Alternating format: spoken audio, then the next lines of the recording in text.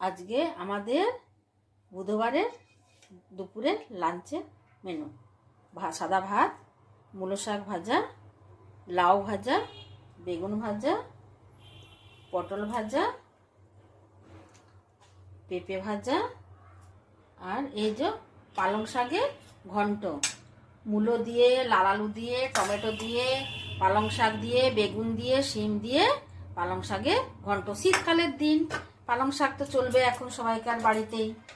আর একটা ভালো জিনিস করেছি, সবাই তো চিংড়ি মাছ খান, কিন্তু আমি করেছি চিংড়ি মাছের পোস্ত, আলু টমেটো পেঁয়াজ দিয়ে চিংড়ি মাছের পোস্ত।